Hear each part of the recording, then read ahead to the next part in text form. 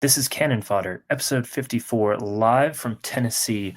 With me is a man who needs very little introduction, though I will give him some. He is the godfather of the right-wing YouTube essayist sphere.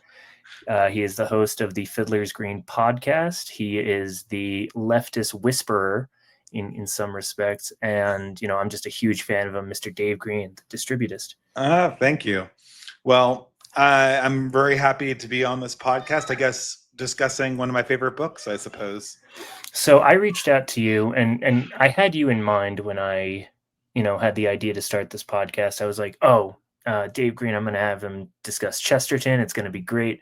And you threw me a curveball with O'Connor. I knew her primarily from her short fiction, but her novel. It's a good book. Just at the top, definitely need to say that. So why Wise Blood as compared to anything else? Yeah, it is kind of a Catholic cliche to like this. Listening to my kid in the other room here. It's kind of a Catholic cliche to like Flannery O'Connor, and she is known for short fiction. This Wise Blood is 100% my favorite book from O'Connor because it kind of is it's sort of the full force of her style on display. And, people think a good man is hard to find. That's typically how they like to view O'Connor. But I think that really Wise Blood is the primary one. There also is a John Huston movie that have you ever seen that? I haven't seen it, but I in doing research I saw and I was like, oh, that could be okay, I guess. Yeah, it's okay. I saw it and I thought it was. It's not great, and it's certainly not a masterpiece like the book is. But I also wanted to mention that as well. I guess where do you really want me to start? Do you want to start with just discussing O'Connor or the plot of the book itself? I've found that discussing the plot itself is fine, but actually the more interesting stuff are the tangents around the book and really talking about the ideas of the book. Because this is a strange book. It was published piecemeal at first as several different short stories before she kind of put it together as a novel.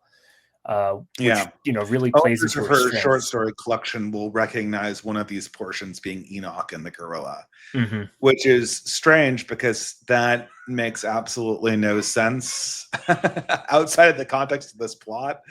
So I don't know. It's very hard to imagine it being serialized. I'll say that. Right. The book feels like it's going somewhere, and. Well, the first chapter on the train does feel very self-contained, and it does feel sort of like she added a few things here and there to insert it into a greater narrative. But for the rest of it, it does feel like a part of something larger. I'd agree with that. Yeah. So, to give people context, Flannery O'Connor was Southern Catholic writer of very obviously Irish descent based on the name.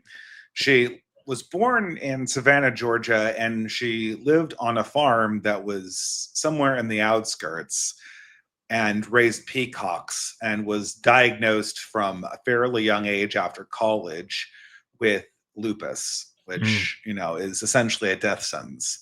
And she spent her time writing mostly short fiction, but also 2 novels. And the first of her novels was Wise Blood. The second one was The Violent Buried Away. I read The Violent Buried Away. I was blown away by Wise Blood, and I read The Violent Buried Away, and I was a lot less impressed. Although, truth be told, I don't really remember it very strongly at the moment. So something tells me that I should give it another go around. I feel like that's incredibly low priority for me since I've read everything this author has written. And, I feel like, there's so many other books that I kind of did get around with this that comes last. But most people remember Flannery O'Connor and they consider her as part of the tradition of Southern Gothic. And by Southern Gothic, I think of things like Night of the Hunter or William Faulkner, or even Cormac McCarthy to a certain extent, although he's a little bit more Western. And I don't know who the seminal author is. Probably William Faulkner, but for me, Flannery O'Connor just encapsulates so perfectly the idea of Southern Gothic. And she talked about this in one of her also very good essays, where she said that the core spiritual sense inside post-Reformation Southeastern America was this sense of like the grotesque. It's an aristocratic culture that is in some sense lost its aristocratic core, and is kind of wandering around looking for spirituality. And that is, in some sense, all of her novels kind of encapsulate that. People will probably remember this author from A Good Man's Hard to Find. Her short stories always involve some, they're essentially realist stories that revolve around one element of total catastrophe. And I don't know if I'd necessarily want to spoil famous novels, like famous short stories. One of them involves around someone involving it. One of them involves meeting a serial killer, for instance, and the fallout from that. It almost like a horror story, but Flannery O'Connor kind of weaves a Christian allegory into the environment. And I don't know exactly how you want to take this. There's so many avenues that could be explored, and this is really what makes fiction great. Is we could just jump down any one of these. It's so rich. First of all, Flannery O'Connor's characters are expertly drawn. So, and it's kind of funny because she has two modes of drawing characters. She has sort of like relatable, ordinary people that have motivations and internal pettiness that we kind of see in ourselves, and then absolute lunatics. And then absolute lunatics that also are kind of ordinary people with ordinary pettiness on the side. And somehow she makes this kind of all work together. And it's kind of, I think it's kind of funny how well it works in Wise Blood. I don't know if I want to transition here, but maybe I should back up again. Flannery O'Connor also kind of she toys with kind of extreme alienation inside modernity, elements of modernity. The stories all feel like they're incredibly medieval in sort of their cosmic understanding of man's relationship to meaning and divine retribution.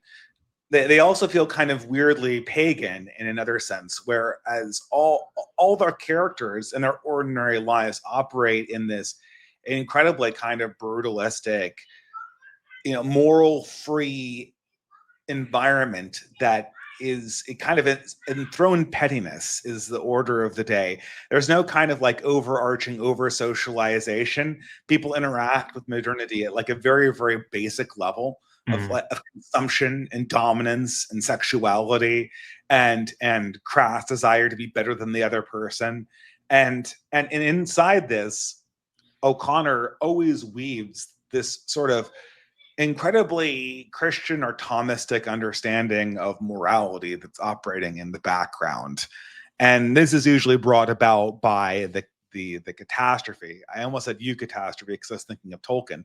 But in O'Connor's work, who is a contemporary of Tolkien's, it was very much an actual catastrophe that brings on there's no you about it. There's no good about it. The characters are kind of doomed from the outset. And they're stumbling towards their doom, but their doom also sort of unlocks their humanity and turns their kind of pagan their kind of pagan cruelty and modern pettiness into something that's greater than the sum of their parts initially. I would say that's the form of almost every Flannery O'Connor story, and it's most in evidence in Wise Blood.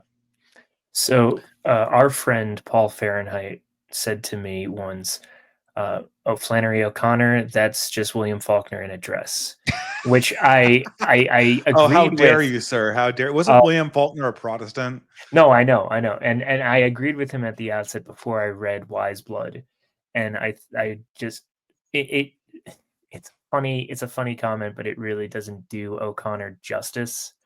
Uh, this book is incredible.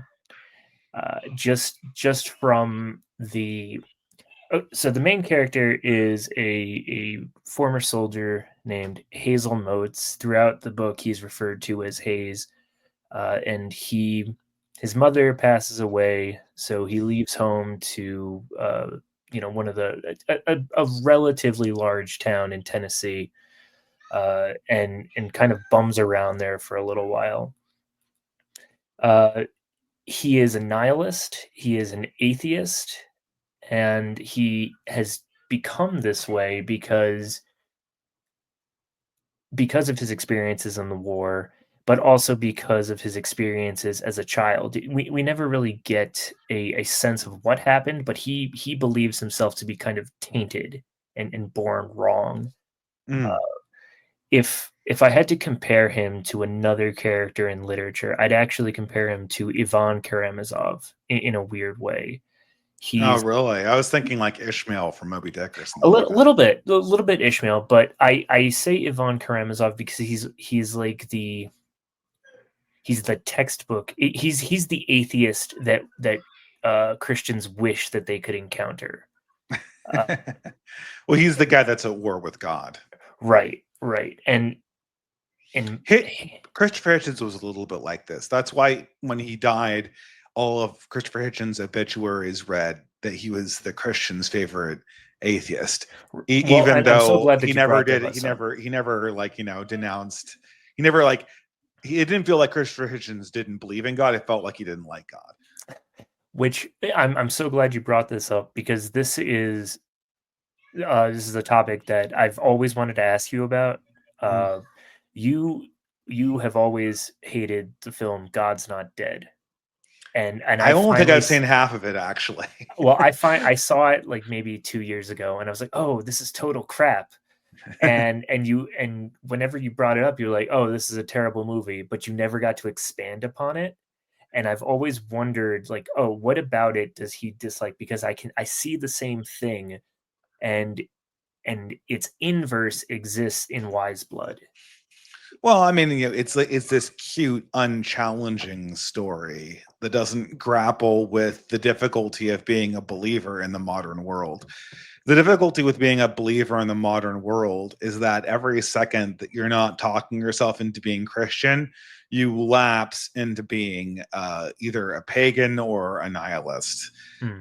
which is exactly the world that Flannery O'Connor paints in her world, right? This is a world where, and again, I don't know exactly, I could just go through the plot here, but like Please, there are yeah. several other ministers. There's another, first of all the characters are direct references to sermons that Jesus gave. Although I don't know how, like, so for one of them is named like Lily, like lilies in the field, and the main character is named Hazel Motes, like a mote in your eye, like a mote in your hazel eye, right? So it's everything like that. I don't know. There's another one's called Enoch Emory, right? So like there are other ministers, but they're all portrayed as complete frauds, right? And they're revealed as frauds, and they're revealed to be kind of showmen, whereas the atheist nihilist, first he I don't he first he tries to reject God and be an atheist, but then he seems like he accidentally lapses into becoming a preacher. And then when he realizes that he can't not but become a preacher, he decides to become a preacher for atheism.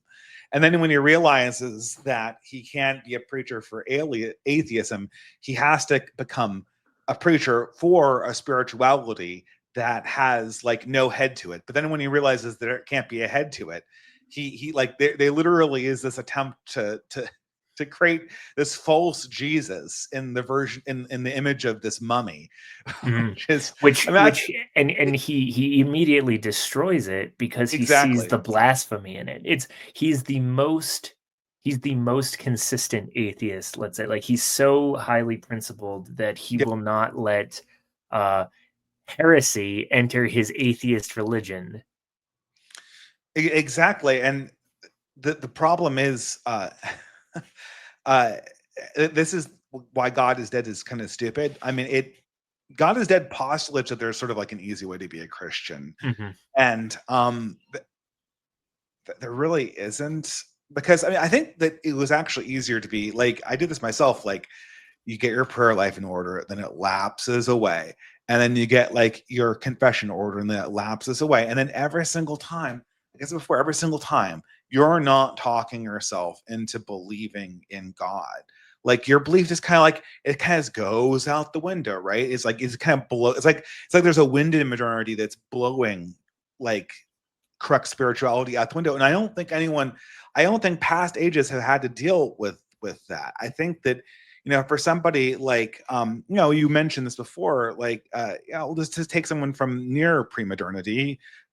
Since you mentioned Ivan Karamazov, I'll mention Fyodor Karamazov. Like Fyodor Karamazov has a lot of moral battles, but God is an ever-present quality in his life that just is, it's hard to, I have never met, I mean, maybe I have met somebody like Fyodor Karamazov. I've really put my mind to it. I think that I met some genuinely holy people, but I didn't know them super well. So, you know, but you know, Fyodor Karamazov, and he has his moments of doubt and he has his moral lapses, but like the moral lapses exist in a place where like you morally lapse in the moment, and then like the reality of the moral universe kind of like flows back in, right? Are you And talking about Alyosha Karamazov, the uh, younger brother? Because I'm sorry, Fyodor I is the said father. Fyodor. Fyodor is the guy who's accused of murder. I'm No, he sorry. Yeah, that's the father. It's yeah. Dimitri. No, It's no. it.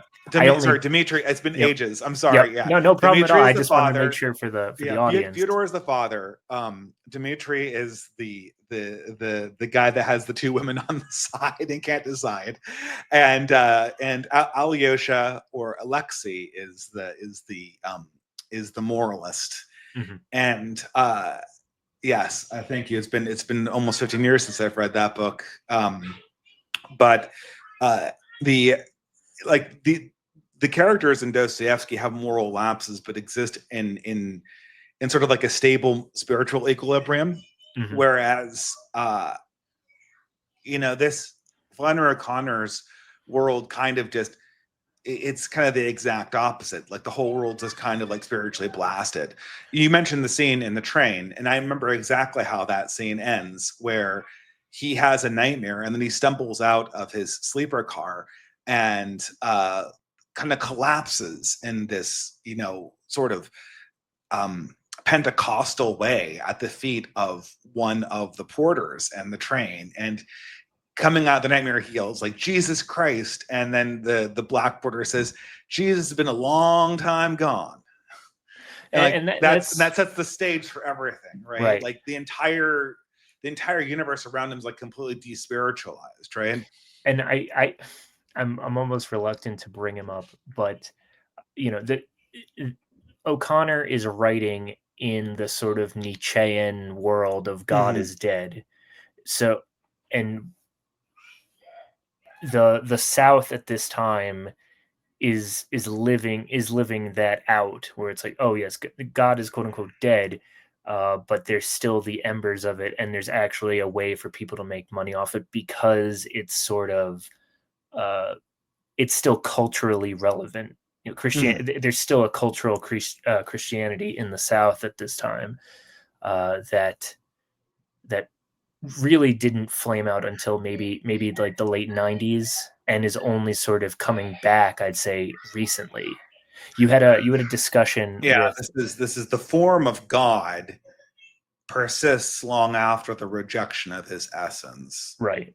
You And the 20th century could be characterized by one principle. It is that form is primary over essence, and essence is secondary. That was one of, I don't know who originally said that, but it was one of the slogans of the early existentialists that came after Nietzsche and Dostoevsky. mm, And you very much see this idea that if we carry on the form of something, then the essence that's once attributed to it will persist, and that's no longer the case. And like God's not dead. It's like, oh yeah, what conflict? Like everyone's just, it's just a matter of like going through the forms, saying I believe in God, and then all of a sudden you're spiritually connected to God. And it's like it's so simple, right? And it's all these bad actors, like as if Nietzsche were some kind of like Richard Dawkins character, right? And that's what actually don't even remember. Did God Is Not Dead mention Nietzsche? I feel like they did. Yeah, right? yes, because in the first, Kevin Sorbo plays the atheist professor. Oh, Kevin Sorbo, good old Kevin Sorbo. Yeah. Well, I mean, yeah, Hercules. yeah. I mean, I think he even directed these movies too. Oh, really? Uh, That's and awesome. and so he's like, it's literally intro philosophy is the course he's teaching, Yeah. and the Christian kid main character is taking it because like he apparently heard like he's the best philosophy professor on campus, and their first Which is assignment. another anachronism. I mean, when have you ever heard he's the best philosophy professor on campus? It's like I kind of did like. professor. It's endearing, right? But like, I've known philosophy for professors, and they intentionally, like serious philosophers who are well known, like they intentionally don't teach classes or teach poorly. Right, They don't right, get right. bothered by students, right? Most intro courses are going to be taught by like a grad student Yeah, exactly. who's too busy working on his dissertation to really give a shit if you know what like Plato's forms are. Mhm. But that, I mean, that's kind of neither here nor there. But yeah, he introduces the course by saying, Nietzsche said that God is dead, yada yada yada, and then he makes the students write it down on a piece of paper, and that's their first assignment. And the brave bulwark evangelical Christian stands up to authority, and then they have this massive debate. And it's like super Yeah, saccharine, it's just and yeah, and then I and hate to it spoil the yeah. ending, but Kevin Sorbo gets hit by a truck at the end of the film and dies. Oh, he dies. I thought he would. I thought he converted Yes, or no, something. he has a last minute like deathbed conversion. Oh, okay. And Well, I mean, that's actually the most like Flannery O'Connor thing right. in the There's entire a thing. Like, there's a meme that I saw that's really funny. It's like what happens to the atheist at the end of a Christian film, and it's just like an industrial lathe accident. well, and this is sort of like the thing with Nietzsche is that if you study Nietzsche's life, it is easy. Like if you study like how sort of his autobiography, right? If you read like an intro paragraph to Nietzsche in like a freshman survey, and then you you know you read his autobiography and you read like a few paragraphs of what he thought, you would conclude that Nietzsche was like some kind of Richard Dawkins, like I hate God person from the 19th century. Um, Far from it. Nietzsche, far from it. First of all, Nietzsche's work was in some sense better than he was. He was a genius, but I mean, he was grappling with a serious spiritual crisis that was every bit as real as anything any saint has ever experienced. I think he came out on the wrong side of that, but and then I think when you look at people like Dawkins, these people are just kind of like they're trying to score petty political points and on really stupid issues. Like, they just haven't asked serious spiritual questions. They just dismiss them. But Nietzsche is trying to ask spiritual questions, and the Christian answers are coming into crisis in modernity. And his reply to them, and I think Dostoevsky was someone who, you've heard the really weird thing about Nietzsche and Dostoevsky, right? That they had this one memory in common that was like the exact same memory Mhm. of And the I think man they beating the horse, right? right, right, right. And it's almost like they saw the exact same thing. And And they came out on different, like they found different meanings for it. You exactly, could say exactly. And Dostoevsky Nietzsche found God, Nietzsche and did not. and Nietzsche felt that Dostoevsky. I don't know if Dostoevsky actually even read Nietzsche, but Nietzsche felt that Dostoevsky was trying to tell him something that he couldn't quite grasp. And I think that's sort of a hint to the way out of this problem. But the problem is absolutely real, and the way out is not like in comfortable middle class consumerist existence with church attendance sprinkled on top. Unfortunately. So I'm gonna do a weave real quick, if you don't mind. Sure. No, go ahead. You did a wonderful talk with Fritz Imperial and Jay Burden right after the election, and you talked about how Christianity from, let's say, the 1920s till recently was coded as low status, right? Mhm. And I think the death knell of that, which was another Jay Burden talk with George Bagby, talking about the rise and fall of dispensationalism and the lie of sort of the global war on terror, and how it was this great crusade that wasn't. You had Jerry Falwell at Liberty University saying, we need to support this war because it's going to bring Jesus back. We have to support Israel because X, Y, and Z reasons, right? And to bring it back to Wise Blood, Hazel Motes, he's existing in that same sort of period, right? He's coming back from World War II, a completely changed person. His faith is completely gone; it's shattered even, and he's trying to pick up the pieces of his life. Uh, he was given some bad theology, which really poisoned the well for him.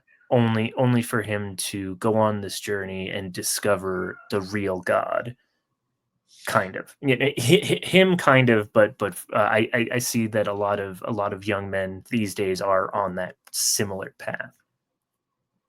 Yeah, it's I almost kind of want to go through all the characters and explain their role. It really is amazing. Sure. And this is it definitely is implied that he eventually finds God, and so I said,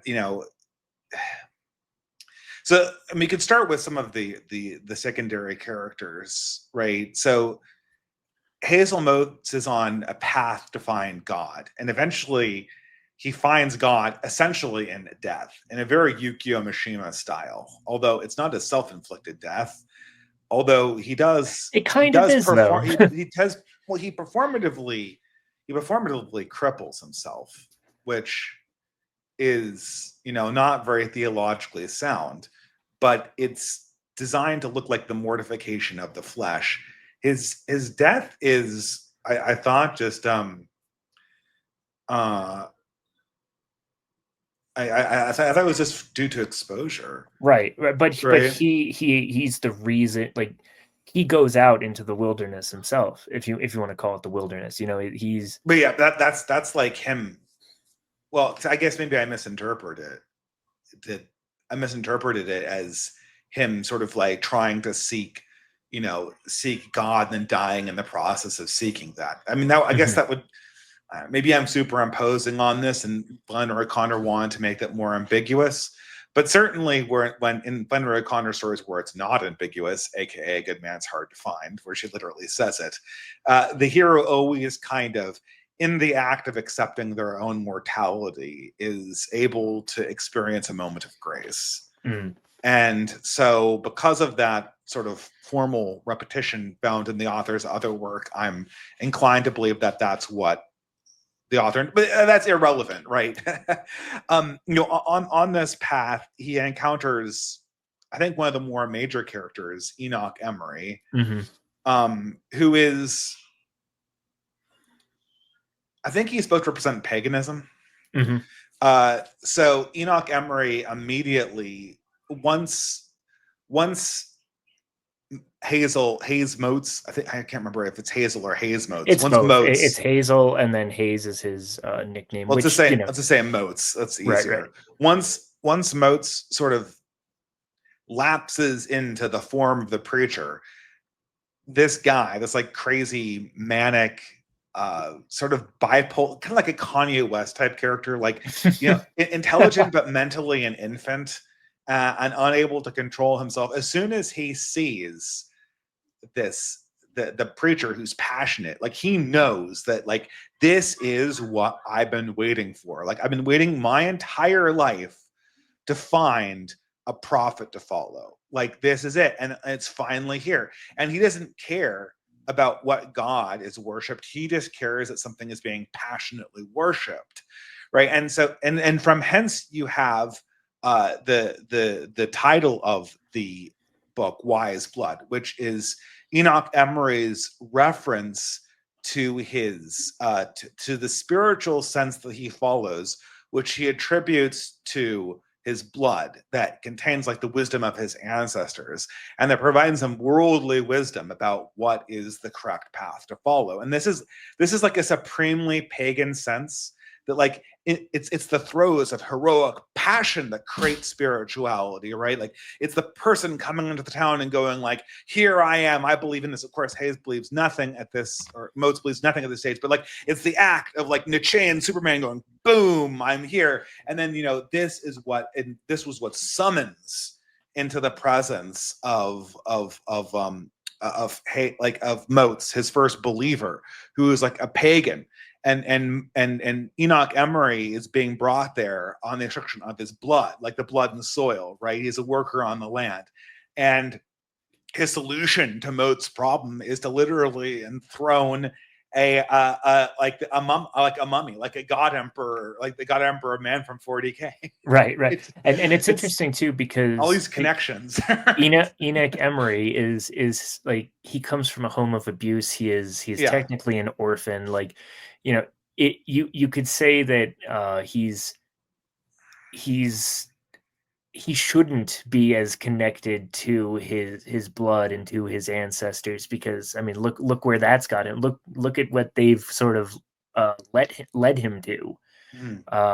So it's interesting and kind of ironic that's the flag that he sort of plants for himself. Yeah, I didn't think of that. That's actually excellent that you've caught another one of I don't know, Connorian. What should we use as an adjective for Flannery O'Connor?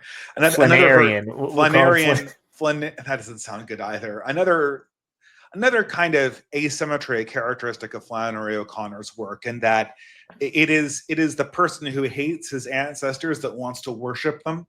This is another. I mean, I don't want to dig on neo-pagans, but this is a very common a little bit feature. Yeah. This is a very common feature of neo-paganism. Like, I hate my ancestors, now let's go worship my ancestors. Right. It's like it's not like your ancestors. It's like this idea of your ancestors, and you know, it's like real though. I mean, this is the thing. Like, it'd be so easy, and this is what makes Wise Blood. It would be so easy to look at these characters doing like fucking, I'm sorry, I'm not what's, but I want to swear for a fact, like fucking crazy shit. Right. You know, like this, like the craziest shit you can imagine, like stealing a mummy out of a museum so you can worship it in like this like horror movie, like, you know, it's like, you know, the end of some kind of like, you know, gruesome horror movie. And it's just like, oh, this is what we do. And it would be so easy. And like, this guy has abuse and he's like a hog farmer or something like that. Look at the stereotypical hillbilly. It would be so easy to look at this character and be like, okay, this person's insane. But the thing is, he's not insane. Like, he is reacting to a real thing. Like, the Wise Blood is real. It is a real spiritual impulse. And it's twisted, right? But like, the impulse is actually completely real. And at the same time, we do have an obligation to our ancestors, in that we need to pray for their souls, right? Yeah. And especially the pagan ones. And I think there's an element of pagan spirituality. I think always people are like, oh, I don't know how I got infamous online for disagreeing with pagans, but somehow I am. And you know, I don't want to dismiss pagan spirituality. Like, I want to assimilate it because there's valuable things in here. But like, you know, like, Emory is like the perfect impersonation of it, right? Like, I want to worship my ancestors, but I hate them. So let me get this ancestor, this mummy, who's not actually my ancestor, like far enough away that I don't know them. And the most important thing about this mummy is I don't know them, and I couldn't possibly. But they're so far distant that this could be my ancestor. It's like a stand-in. And then when that is destroyed by the Superman, right? The Superman sees the mummy, right? And he recognizes ancestors. This thing too, like Nietzsche is like, oh, I want to go back to paganism, right? Like ancestor worship. Like, you know, this is one of my other criticisms of paganism. It's not about paganism, but like, you know, the Superman sees the idol, right? And what does the Superman do? The Superman smashes the idol. He smashes it. Smashes, which is what the Superman does, right? Yeah, right. That's what the Superman does, because like a Superman does. I don't think the Superman detests belief. The Superman detests belief in hollow things that are proxies, right? the Superman only will bow to God in the flesh, not to God in proxy, not to God behind a curtain, not to God in a statue figurine, and not to God in like a dead husk that's no longer living. That's the what God of relationship. yeah, that's what the God, that's what the Superman rejects. And so like this is the core contradiction inside paganism. And and then what does Enoch do? Like after the idol is destroyed, like he literally, instead of going forward, he takes a step back. He how they say, how Nietzsche, well, Nietzsche didn't say this, I think this was Aristotle, but Nietzsche repeated it, right? Like man outside of society is either a monster or a god, or an animal or a god. Mm-hmm. So he can't be the god. So what does he not do? He becomes the animal. Yeah, he wears the gorilla suit. He literally dons a gorilla suit and starts. And this is brilliant how O'Connor does this. It starts out as sort of like a joke, as sort of like a con, but then by the end of the novel, it's almost like he's become a gorilla. Like he's forgotten how to live that's not in this form of the complete animal. So like he has become the ultimate ancestor, and the ultimate ancestor is the ape. Right. And it's so funny too, because if you just describe the plot like beat for beat, it almost makes no sense. Yeah, it's like they're all crazy, right? Yeah, you really do have to have at least some background in Christianity to get what O'Connor's getting at. I think you just have to have history. You just have to have Jordan Peterson understanding. Fair. And I was thinking about him too, because like you could say that Jordan Peterson, like Enoch Emory, is looking for a Jordan Peterson-esque figure. Yeah, he absolutely is. There's like the young men of today, right? Or a bad, right. You could say that this book is also a good read for those people who are still like, as soon as I clean my room, and I set my house in order, then everything's gonna, come up aces for me. And it's like all Southern Gothic feels like that too. I mean, remember Confederacy of Dunces just feels like it'd be written today, right? And it's more relevant today than it ever was. Right, definitely. It's like all Southern Gothic is like that, has this like insane timeless quality. But then to get to the other characters, right? So the other two characters are the Hawks. There is Lily. Sabbath Lily, Lily, which is just great name, and then Asa, yeah, which is I'm sure that's some allusion. It sounds Hebrew, but I have no idea what that alludes to. Neither do I. So not spoiler alerts, obviously, but these two people are the original preachers, but it turns out that they are both frauds, and they're both very modern frauds. Like the first one is the guy he's Christian, but only on television. And then behind the scenes, all he's interested in is like the performance. That's Asa. And then Lily Sabbath is like basically just like an OnlyFans thought or something like that. Yeah. And she's this animalistic she's for men. She's the trad wife meme. Exactly. On TikTok, and it's like, oh, I'm gonna LARP Christian. We'll have my cleavage hanging out to make it more, but as long as there's a cross in between my tits, it's it's all fine. Yeah. And she has that famous line, take me king of beasts, right? That's the remember that line too. It's like a great line. It's just an amazing line, right? It's also, she's 15, Oh, I forgot about that. Okay, yeah. So it's literally all of the she's like a Lilith or a Whore of Babylon type. Like she is like literally the name is implied, right? Right, and she's just all the different sins and temptations sort of wrapped up into one person, and you have, well, at least the sins of the flesh, right? Right.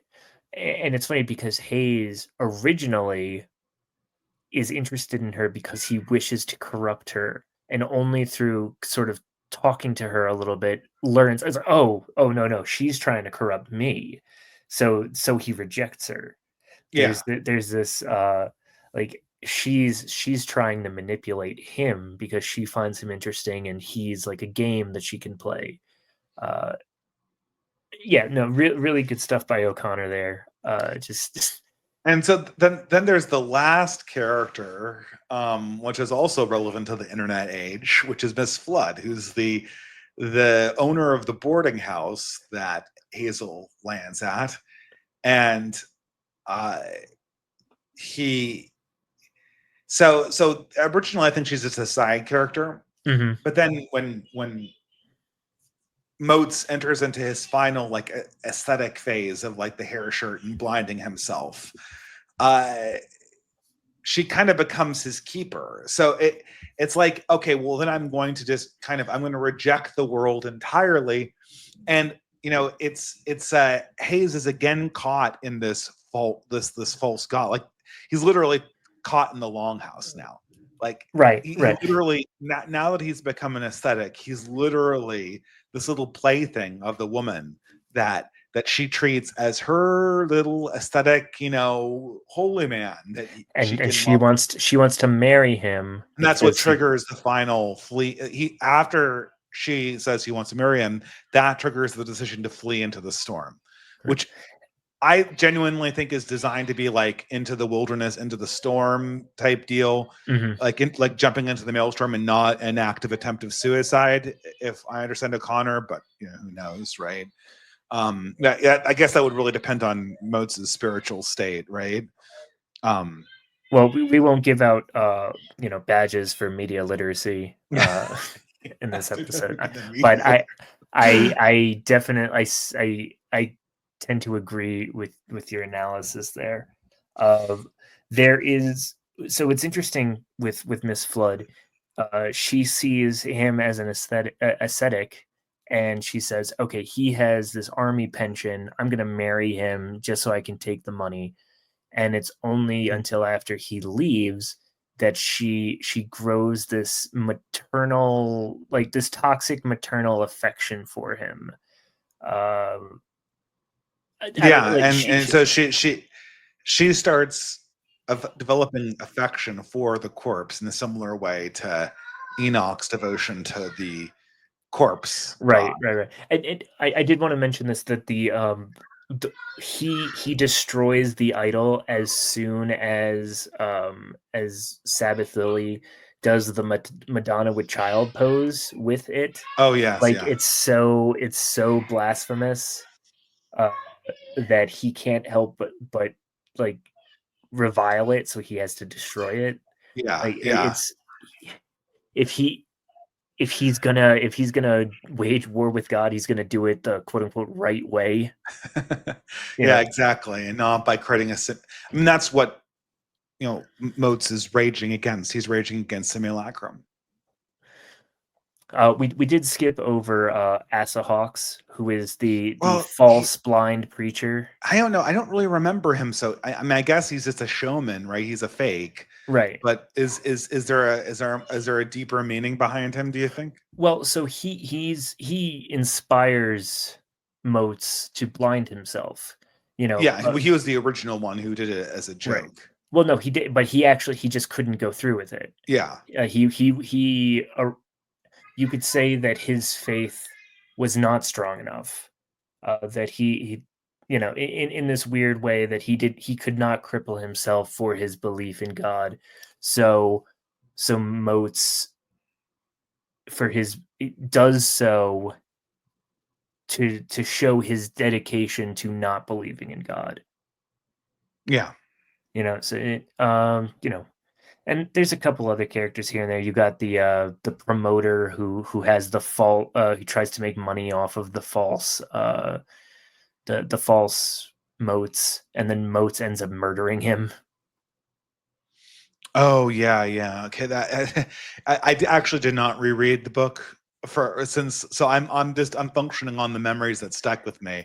But you're listing all of these little things that I slipped out of my mind. I think I've read the book about 3 or 4 times, depending on how you count it. But it's been a while. Well, that character arc is it's just sincerity. Like he sees that this guy is impersonating him, or he. Again, his journey is the authentic war against God and creation, and he won't settle for these lesser these lesser combatants, who are really just doing it for their own self gratification, whereas he is. It's interesting. Like Catcher in the Rye, like all these guys are phonies, and he's looking for a sincere atheism. Yeah, 100%. And that's. I do think it's also kind of interesting that the main character's sort of descent into self-destruction begins when his car is destroyed. I think that's kind of very pedestrian. Like Flannery O'Connor's just commenting on like, you can't run, and for Americans, their car is their way to like never having to face their problems, right? In a car, you can go anywhere you want. Yeah, God can never catch you in a car, right? Yeah. But once you have the car destroyed, then suddenly spiritual implications catch up with you. No, that's a good point. Yeah, and it's just such a random occurrence because like he gets stopped by the sheriff. The sheriff kind of like roughs him up a little bit, and then he's like, "Oh, you won't be needing this anymore," and Yeah. pushes the car off a cliff. Just cause. Yeah, just whatever. It's Georgia. That shit happens, right? Like, what are you gonna do about it?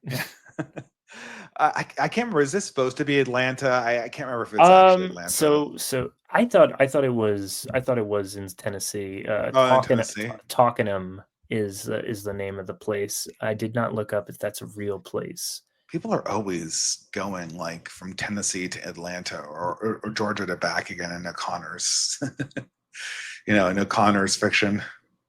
But anyway, yeah, I mean, I don't know. Well, I was thinking about this today. I was like, well, you've got, a Yankee and a West Coast Californian trying to understand Southern Gothic fiction. I feel like that's most of the fans of the genre. Like we know a lot of guys in our thing who are Southerners who like Southern fiction, especially the Southern Gothic. But I've found more dedicated fans of the genre outside the South, and as universal as the themes in O'Connor are, you have this. I have this inkling that there's something that I'm missing because I just don't have that experiential knowledge of living there. Yeah, I mean, I've gone to the South a few times, never really lived there though, right? I lived in Virginia, but like in the Tidewater, which is basically, the North. Yeah. Does Virginia count as the South? I mean, it definitely is. Like in some sense, the South are all little like copies of Virginia, right? Like in the same sense that like all northern states are like Massachusetts duplicating itself out to the west.